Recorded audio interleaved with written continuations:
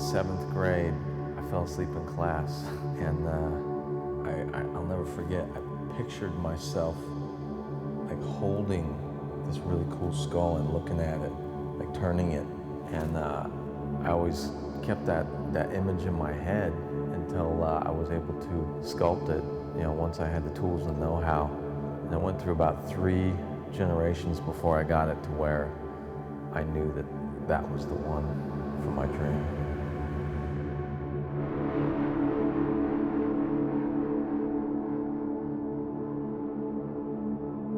This is definitely the first anchor piece, you could say, in the whole Starlingear saga. So much of what I have started from this version.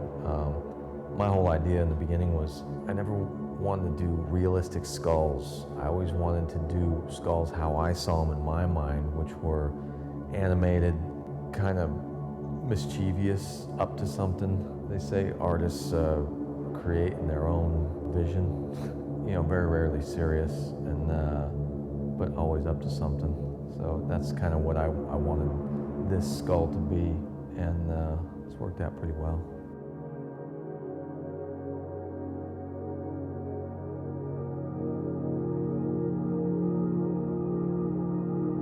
I've always wanted to push the envelope with new metals, new finishes.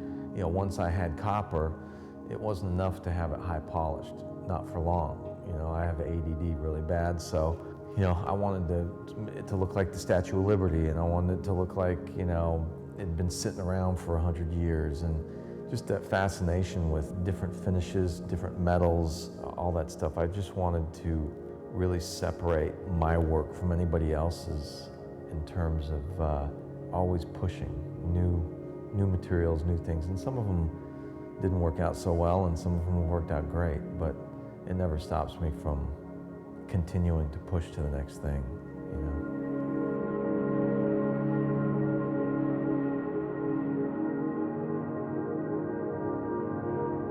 When silver was only $6.50 an ounce, I used to get questions about, why is this skull ring $500 or $600? How can I justify that? And it's not until when you educate people and bring them into the shop and show them how much really goes into a ring, and you're not just paying for a raw material. Like there's a lot of labor, a ton of labor in each piece. Each piece needs to be individually done and then joined together, or like a ring needs to be shot and cleaned and stamped and invested, cooked, cast, then you cut it, grind it, and then the finishing starts. Sanding, repairing, tumbling, polishing, antiquing, and finally you get the final product, but you're talking about a lot of steps, It's an educational thing for clients, at times.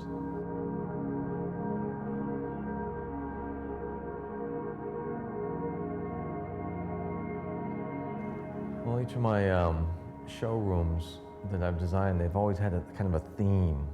And this one I was a little stumped at until I was walking in Portland, Oregon with some friends through a antique shop, and I saw this section full of old tools. I knew right there. I said, this is it, because it really harkens back to when just about everything in America was made in America. I really wanted to capture that old, made in America quality feel that was so important to me putting this place together. There was not one piece that I wanted to go down to the hardware store at Walmart and pick up. Everything was sourced, from the light switch covers to Edison bulbs and all the lights. Just to have, there's something about age that does to objects that you just can't fake, that I wanted. I wanted that depth to this place. It was really important to me.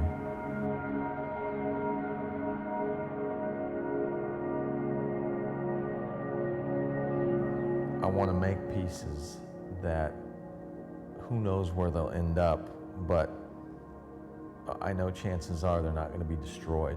Like a painting can burn up real easy, or termites or fungus or whatever, but something like this is just, I won't say it's forever, but damn near close. And where's stuff like this going to end up? I'm kind of fascinated with that right now, but I want to make these iconic pieces, at least 1 or 2 a year, that really may end up in a museum one day or in private collections. You know, that would be really highly sought after, you know.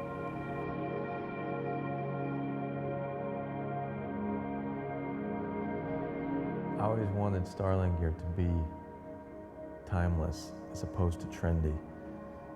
My gramps used to tell me, be timeless, not trendy. And that really means a lot to me now, looking at, you know, where I'm at and where I'm going, because I definitely want Starlingear to be a bit more timeless as opposed to dying off like all trends do. I prefer just to kind of keep my pace and keep on going.